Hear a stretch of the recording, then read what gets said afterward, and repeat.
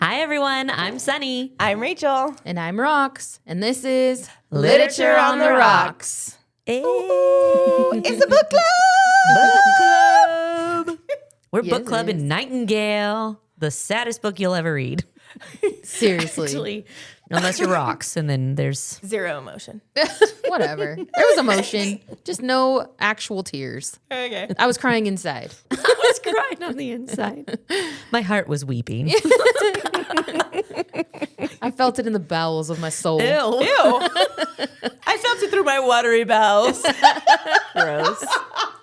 Disgusting. I didn't say that. Sarah J. Maas' favorite. Kind of did. Oh. She loves a good watery bowel. Ew, who? The author, Sarah J. Maas. You haven't read any No. of her stuff. It's fantasy. ACOTAR. Oh, well, that's why. The Acorn series. Oh, Yeah. the Acorn series. The acorn. She gets the watery bells several times. Also, for the world, I know it's not Acorn series, okay? It's just how she recognizes what we're talking about. Yes. I thought that's how you abbreviated it, was Acorn. So I was like, oh, Acorn. And you were like, no, ACOTAR. And I was like, Yeah. oh, well, now it's Acorn forever. It's too late. It's too late. It's too late. I've already made up my mind. Which I don't even think that's the name of the series. Well, The they call it the abbreviation of ACOTAR series. Yeah, but then they also will abbreviate like a quart of Acamath silver. and- Yeah. I don't know the other ones. Wait, what's the other Quart- one? A quart of mist and fury. So Acamath. Uh-huh. A quart of silver flames. Acasf. Eka slutty fucking is what that book is. Oh, dang. It really is just a Smut. smut book. It always. My sister was like, "What are?" Because What she happened? enjoyed the other books, and I was like, "Hey, the fourth one's gonna be slow," and then the fifth one picks back up again, and she was like, "What is this?" She's like, "What is happening?" So the first book is Beauty and the Beast. And then at the end, it gets a little bit better than Beauty and the Beast. And then the next book, it's amazing. But then at some point you hit like, you know how they made Beauty and the Beast? And then they made Beauty and the Beast Christmas short. They're like in the snow and And She it's wears Christmas the time. red little Oh, furry outfit. I can envision that outfit. Yes. Okay. okay. Well, it's just like a short little Christmas thing. Okay, there's an ACOTAR book that is the Christmas. Version. Yes. Oh, it's Lordy. a short little book, and it's just their wintertime and how they celebrate. It's not Christmas, but And it's in the series. No, but it it's feels a whole like book it's, in the series. a Yeah. part of the series, though? Yes, Yes. Oh, Lord. And then you get to the end, and the It's whole like a thing gateway shifts. drug to the sex and debauchery in the last book. Yes, Gateway. it's no longer about the two main characters that you. Well, there's a lot of main characters, but the main character, Feyre, it's no longer about her anymore. Yeah. It's about her sister and And her fornication. her All over fornicating. that Her house. all Californication. over, or her sister's house, really. Yeah, her brother-in-law's sister house. and brother-in-law's Oh, house. that is Yeah. risque. In Yeah. the dining room. Oh, my goodness. Who does that? Yeah, and they could smell it after. Ew. They said that? Well, they're fairies, so they have heightened senses. Oh, Yeah, And they know can what's smell happening. on each other when they've.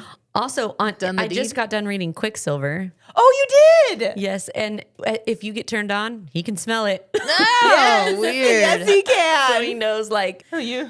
oh, you want me? Yeah. Yeah, you want me, girl. So gross. I don't But like what a it. horrible thing for Faye to have to that's live true. with forever. Yes.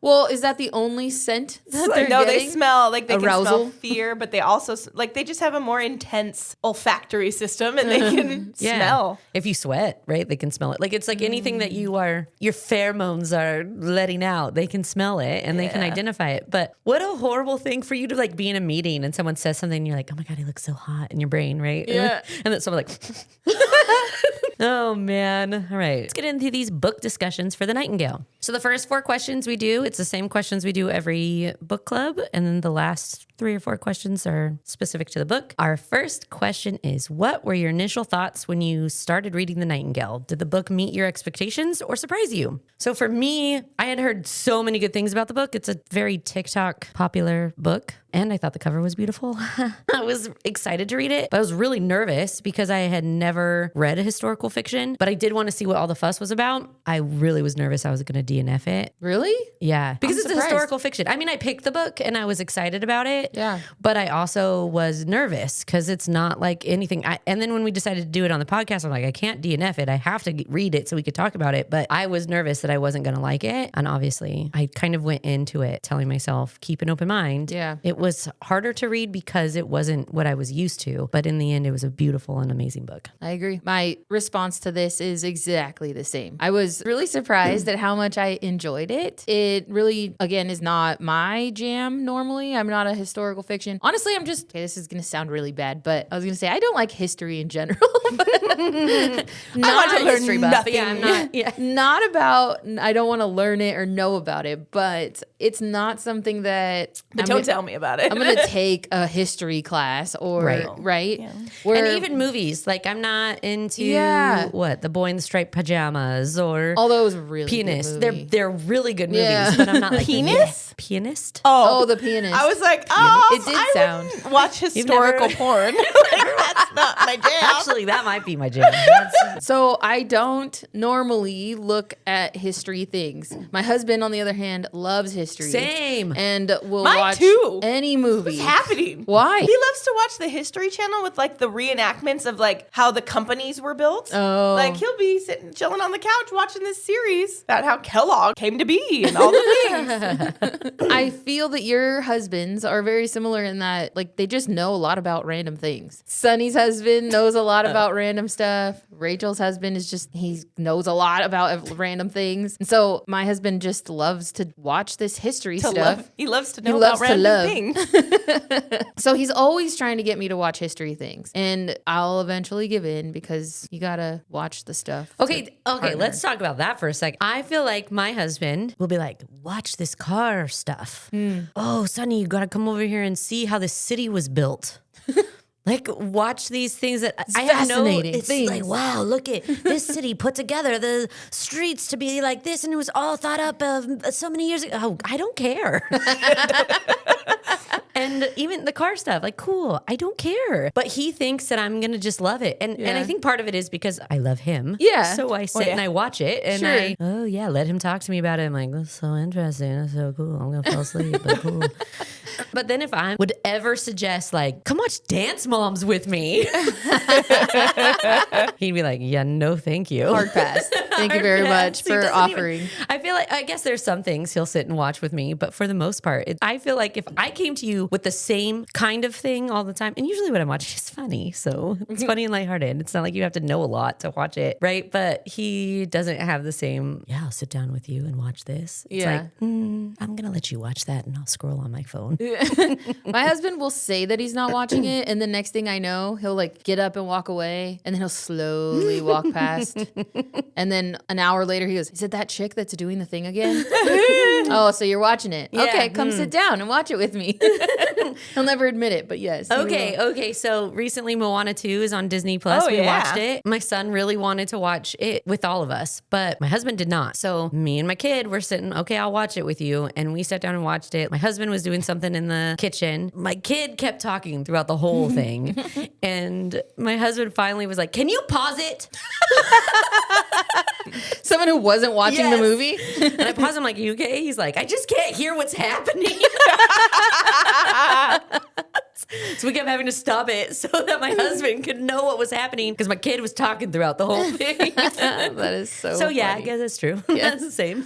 Yeah. So it wasn't my normal read, but it was so beautifully written in that it was so descriptive and so captivating. Yes, I had to reread a few things over and over because I just didn't get the full picture the first time I read it. And because it's so important to the story, I had to go back and reread Yeah. so that I could picture exactly what it was. We're in a field. We're dodging bombs. Okay, we're jumping corpses. Like, okay, now I'm in the setting. But it was really good. So Yeah. ultimately, I was surprised at how much I enjoyed it because I did not anticipate that. And I'm just going to echo all of these things. in my response. This was my first historical fiction, but I heard, like you, really great things about Kristin Hannah's writing. Yeah. And I was really surprised by how much I enjoyed the book. I plan on reading The Women, not right now. It's not a filler book, the hefty thing to read. Yeah, for sure. But I do want to read more of her books in this genre. Unresolved questions. Were there any plot points or character arcs that you felt were left unresolved or could have been explored further? And I said, hell to the no. Really? Yeah, I felt like because it's a historical fiction, people died. Like Yeah. there was just so much sadness and hidden secrets. There was nothing else that somebody would logically have like spelled out for us. So I felt like it wasn't a clean ending, but Yeah. it really embodied people's lives in World War II. So I was okay with how it ended. I didn't have any Questions afterwards? questions. No. You sounded like you did. Yeah, well, okay, so what I said was that I didn't think that there was unresolved things because, like you said, it's history. I feel like anything that I would ask for more of would probably have warranted its own book. And so it would have been its own sequel, a part of it. But what I was thinking was that Vianne's transformation during the war was just so powerful because she went from being meek and not so rebellious to finding a voice and finding a way to make an impact in a way that she was comfortable with. It would have just been fascinating to see more of her life afterwards. So how did she cope with the trauma? Did she rebuild her life? Did she adjust to the world with constant fear? She had just lived, I don't even know how long the war was. Does it say from how many years? 6 years. Okay, so 6 years. And then the span of the whole book is like, what? A lot of years. 90 years. Yeah. So she's living in this crazy chaos for 6 years. Did she keep living that way? Like, what was her PTSD like? I just felt like there was a lot that I would have been interested in knowing about. How did that happen? Because Isabelle died, so we know how that ended. But Vianne, there was so much more. And The in-between. Yeah. From the ending of the war Yes. until the going and speaking in France. yes, about which her could have been sister. an entire book on its own. Yeah, for sure. I think what I got out of like the snippets of her and how she was hiding her suitcase and everything, she didn't deal with it. It was just kind of tucked and never spoken of. But Yeah. I could see wanting more. Yeah, just tell me a little bit about it. It was almost Yeah. like a set it and forget it.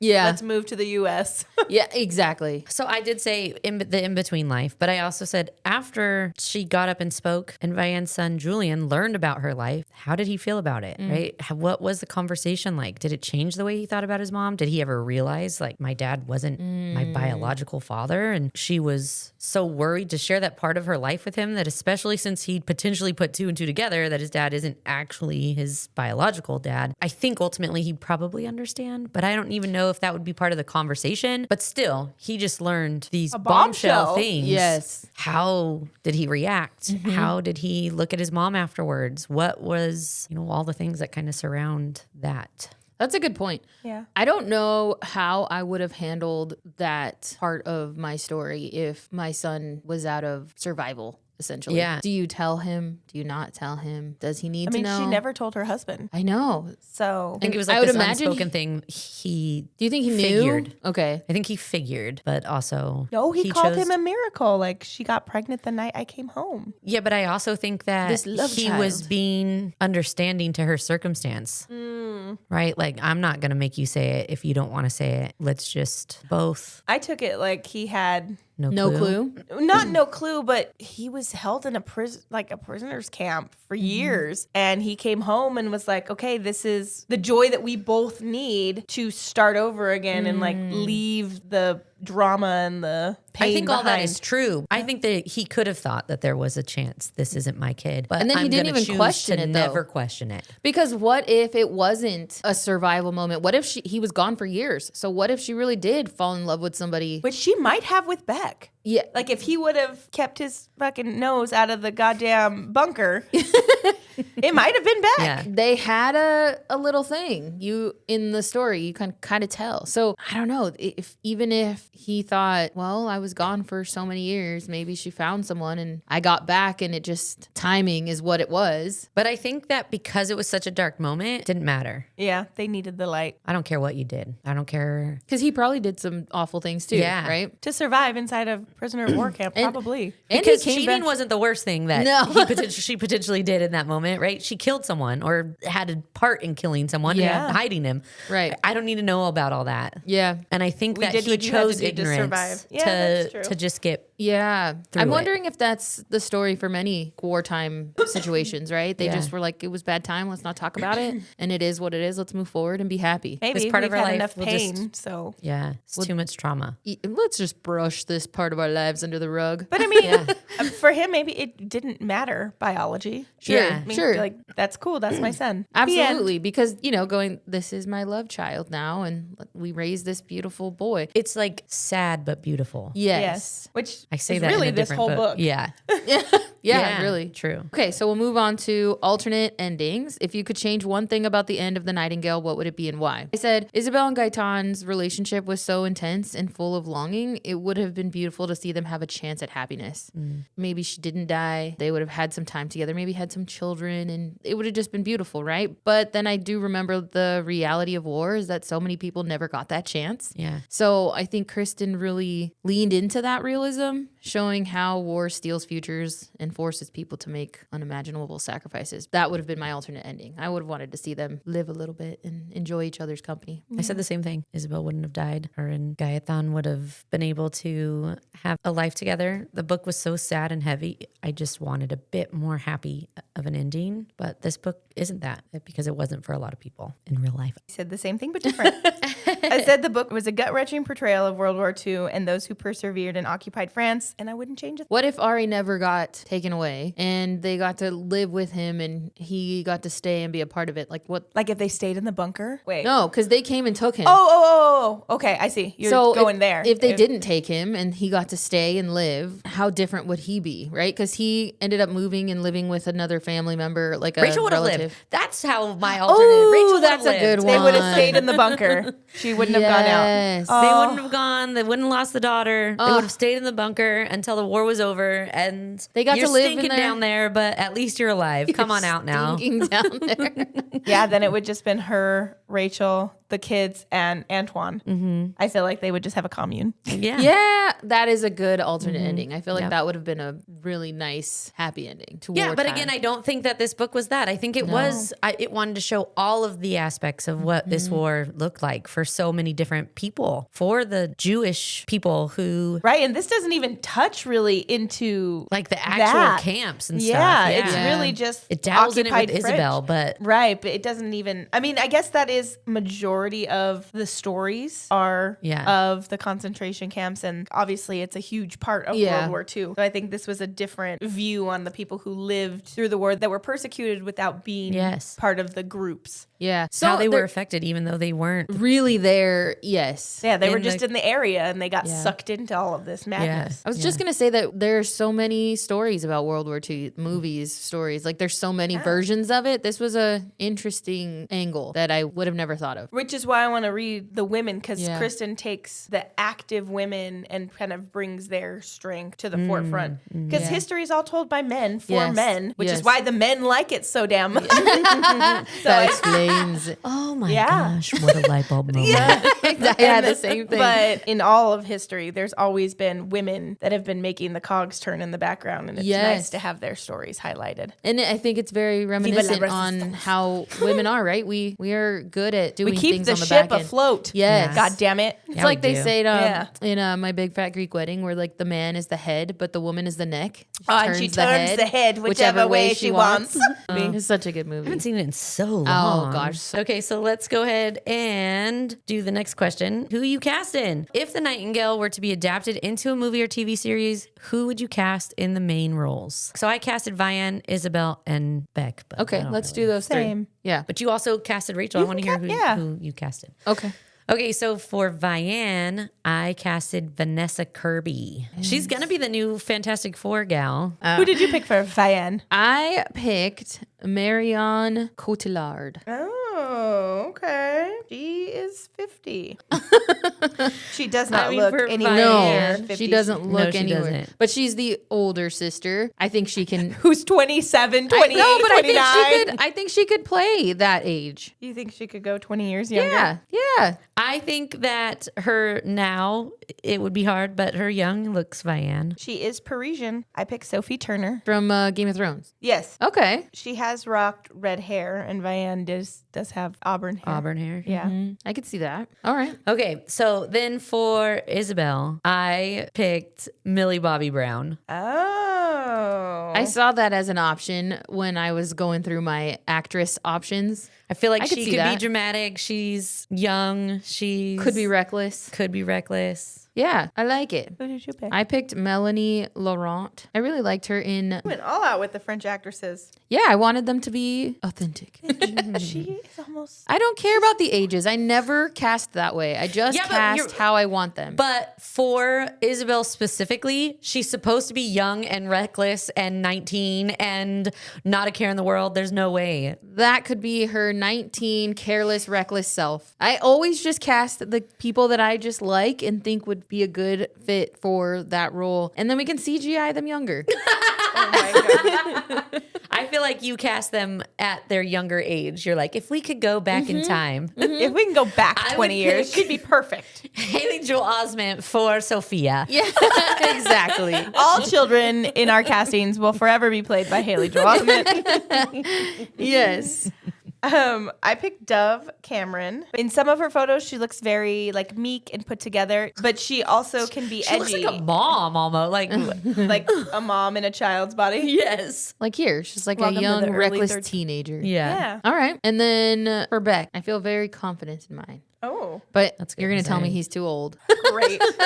Oh, Lucas Bravo. Oh, okay. He was in Emily in Paris. Okay. He is a French actor, which is funny because he's supposed to be German. I don't Like hate him he's- for that because he does look like he would just be like the nice guy who got dragged into war. Yes. Who did you pick? I picked Christoph Waltz. He actually played in a World War II movie as a soldier. But he's old now. I know, but I just liked him as a soldier version. So For the rest of your cast, so, this fits. Yeah, the 50-year-old See? Vianne. is So the 68-year-old. I wanted, if I would have casted Von Richter, it would have been him. He played such a good German. He Yeah. was the Jew hunter in Yeah. Inglourious Bastards. Yes. He to me would be Von Richter. Yeah, the shitty version of the Yes. soldier. Yeah, for sure, because he could be very insidious. He's German and speaks all these languages. Okay, who'd you pick Von for Beck? Richter. For Beck, I did Alexander Ludwig. He's from the Vikings. He looks totally different in Vikings, but yes. Let me Be see. a clean cut boy, yeah. Yeah. Yeah, Fraulein. Who did you cast for Rachel? I cast Leah Michelle. She's from Glee. Glee. I was going to say. Yeah. I know Okay. who Leah Michelle is. Yeah. How old is she now? I don't know, probably Isn't she real- 97. Okay, so I like your Beck as Von Richter. Okay. He would have been my Von Richter Christoph choice. Waltz. Especially when you say it like that.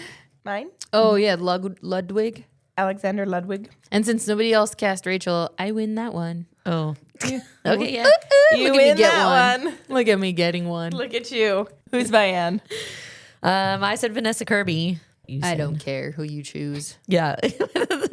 You pick whoever you want. I'm okay either way. Vanessa Kirby or Sophia Turner, whichever. Let's look at both of them and see if they could also be sisters. Sophia, Okay. Dove Cameron. I feel like Vanessa Kirby and Dove Cameron could. Be sisters. Yeah, they have similar facial structures. Who did you pick for Isabel? The lady from Titanic. Oh, that's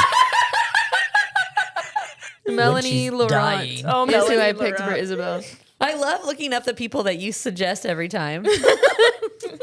Yeah, because my all you guys mind. do is talk shit. Like, you Like, picked oh, someone this is a 42 book. to play 19.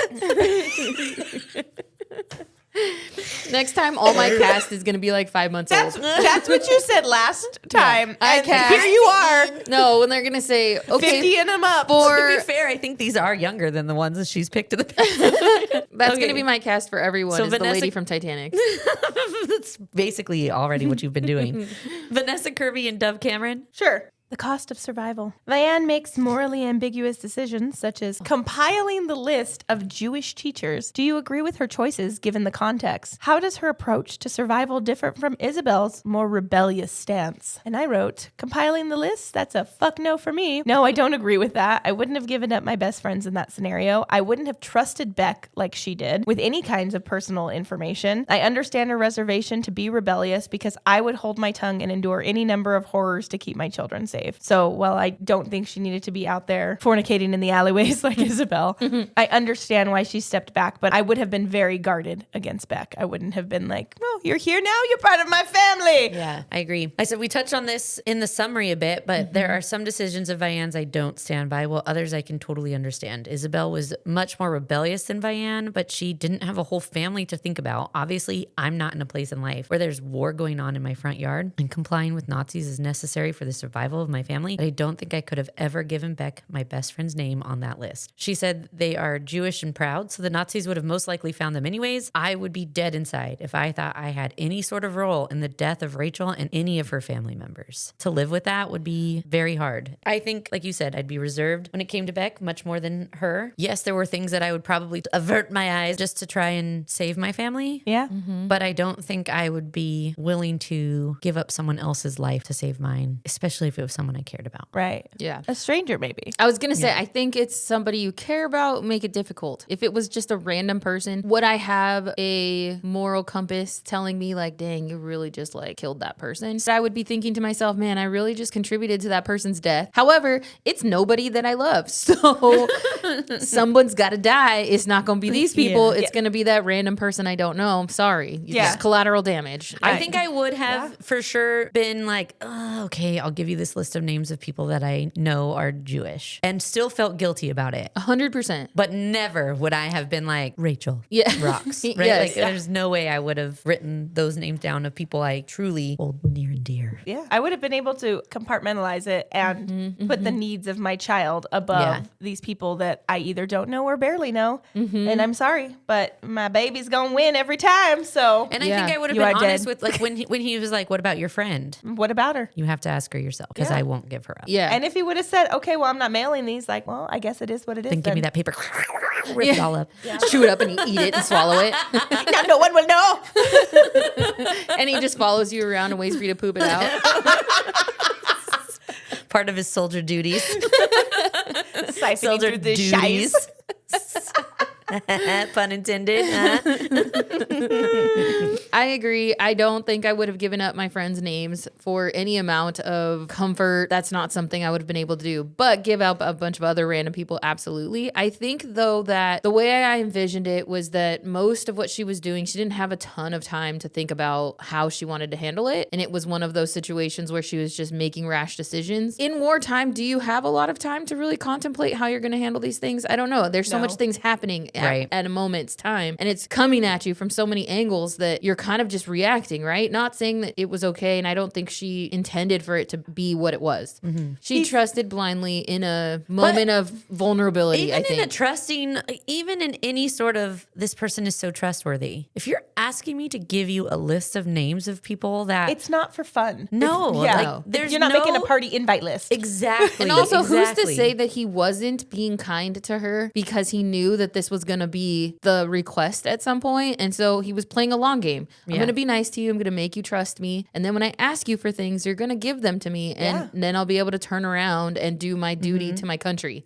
There were so many kind of moral dilemmas that she faced throughout this whole thing. I think her approaches were a little more reserved, a little more thoughtful of her consequences. She just had a lapse in judgment in that moment. Yes. Yeah. Isabelle's bravery as the Nightingale and her role in the resistance are central to the story. What does her journey say about the sacrifices individuals make for a cause? Did her actions inspire you, or did they seem reckless at times? I said, I think her story is inspiring. There's something to be said about doing what you think is right, regardless of how it's perceived by those around you, sticking to your guns and fighting for what you believe. Sometimes I think the hard part isn't speaking about what you believe, but taking action on it. So that's where it can be difficult. There were moments when her actions were reckless because it endangered others that didn't ask for it, right? Her sister, her niece. That just leads me to ask myself, is it worth fighting for what you believe in if it means potentially hurting those you love? I put her actions often felt reckless, but that doesn't take away from it being inspirational. The only thing I wasn't crazy about is wonder if she felt any type of way towards Vianne doing nothing. It bothered me. Just because your journey looks a certain way doesn't mean that someone else's journey needs to look the same to have a similar impact. You are young, single, with nothing to lose, and you have courage and an amazing strength. These are all things that are honorable, but it is not the case for everyone. Vianne had a daughter to think about about. And so her fight couldn't be in your face rebellious like Isabelle's. My point is that just because two people may hate the things that are happening around them, the way they handle it rarely looks identical. I think it's amazing what she ended up doing, but it doesn't mean that the people who didn't do the exact same thing and go to that same extreme were bad in any way. Yeah.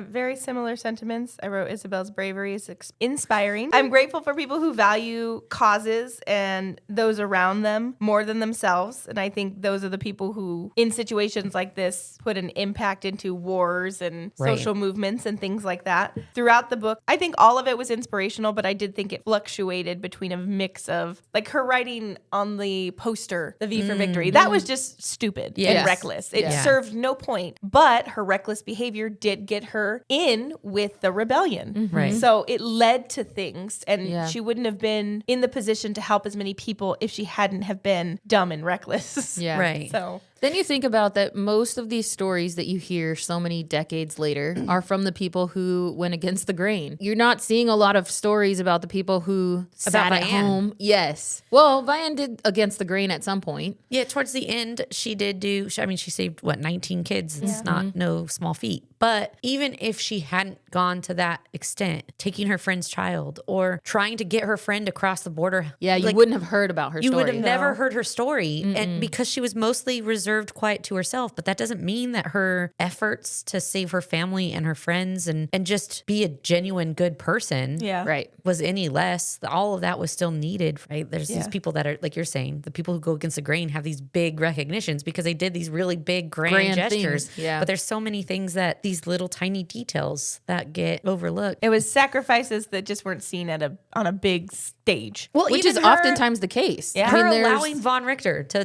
basically rape her all the time. so that she could survive and keep a head To keep him roof away over from her shoulders. daughter. To keep That's him what I away mean. from her daughter, Yes. to like save her family and to hopefully keep this roof over our heads. And Yeah. Yeah. that's Would a I sacrifice that no suffer- one's going to talk about. No, and that's No. what I was thinking. Would I suffer for my daughter? Heck yeah. 100%. I would have found a way to slit that motherfucker's throat. Well, I would have said I would have She waited did that for until the first one and it didn't turn out so well. Yeah, I would have waited until he It was couldn't- vulnerable.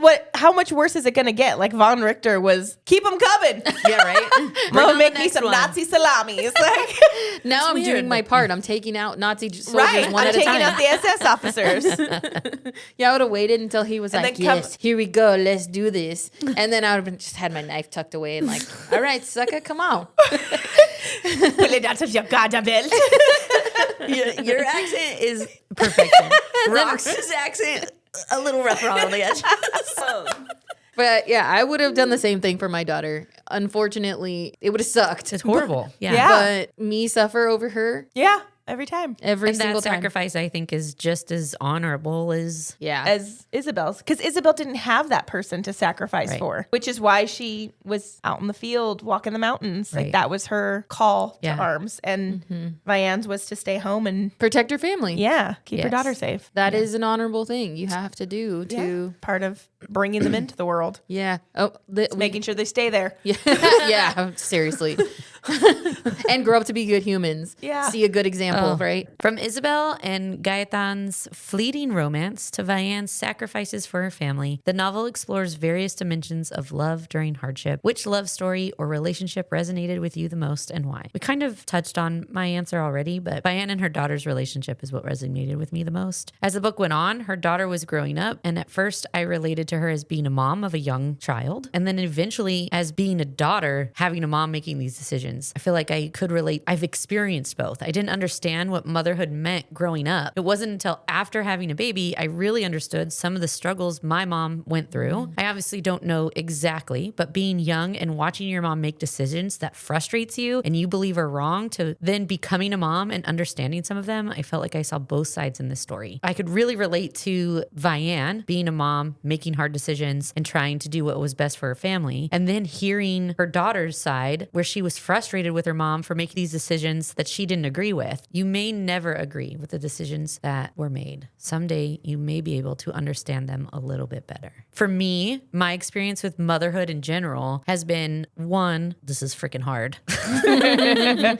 But also, two, understanding a lot of knowing what my mom was potentially feeling and going through and changing the relationship that I had with my mom for sure, because this was hard and you did it and this was all she did. And so reading The Nightingale, for sure, it was Vianne and her daughter's relationship that I think I related to the most out of all of them. I resonated with Vianne and Antoine's relationship because me and my husband we haven't lived through war, but we've been through some shit. And I understand loving someone with your whole being and then trying to persevere through a hardship with them and grow.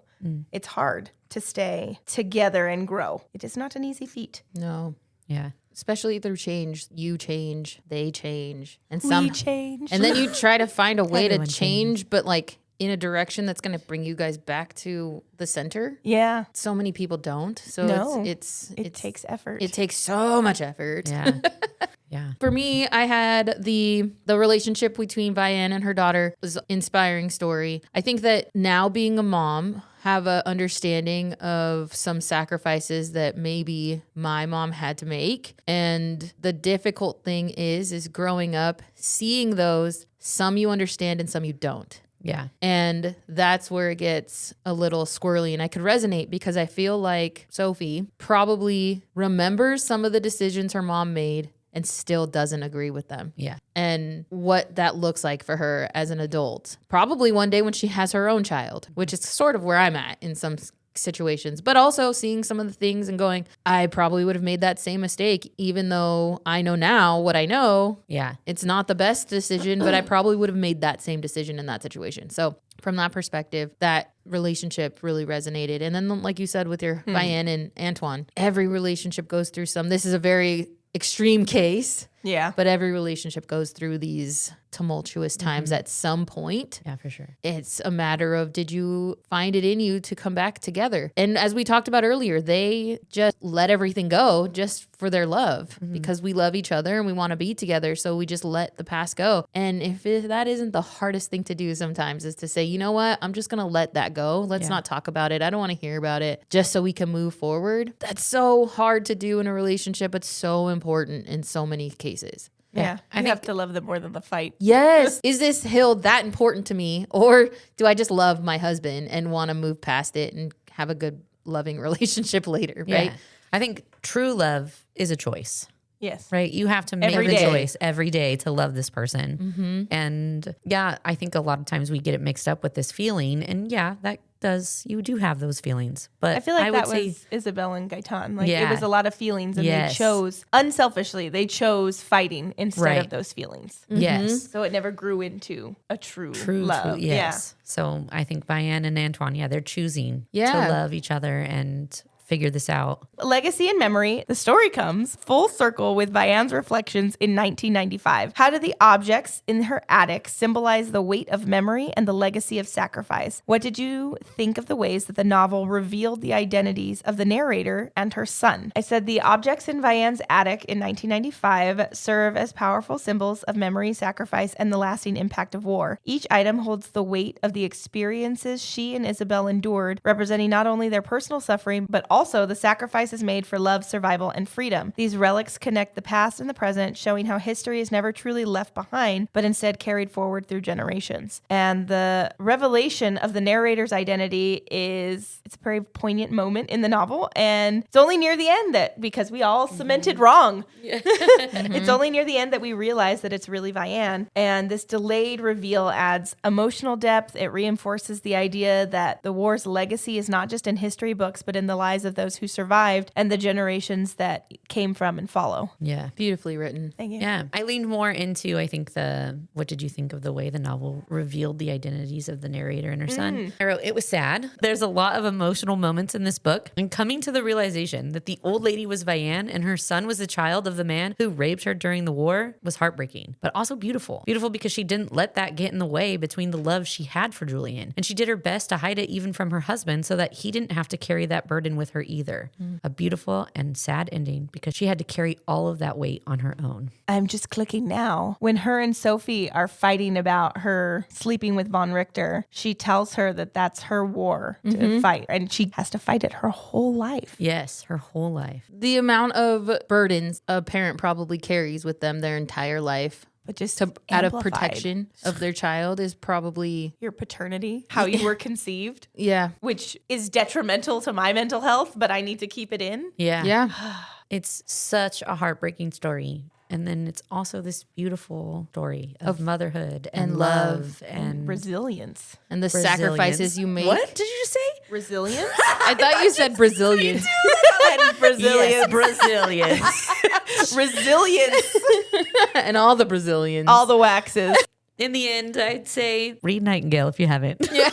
Even though we just really told you all about it. all about it. Yeah. No, it was, I think it is, even if you've listened to our summary and are listening to this now, we did give you all the facts, but the way it was written, it was so well written. Yes. That it is worth the time and the week and a half or 2 weeks Yeah. or month that you put into reading it. Yeah, for sure. It is definitely worth it. Yeah, I don't think any of our summary or description of it or time spent on it does justice to the way she wrote it, the way she described everything, the way she really made you feel like you were there. It didn't do it justice. Right. Yeah. I could never have written that beautifully No. to give you even a taste of it. No. All right. Well, that is a wrap on the Nightingale. Next week, we're going to be reading Night Watching. So join us next week, every Wednesday on Literature on the Rocks. If you had as much fun as we did, make sure you subscribe so you never miss an episode. And while you're at it, rate and review us. It helps other book and booze lovers find the show. And let's be real, we love reading your feedback almost as much as our books.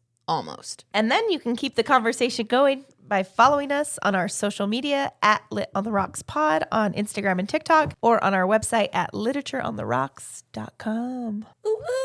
Heyo. So until next time, may your books be long and your cocktails be strong. Cheers. Toodaloo. Bye.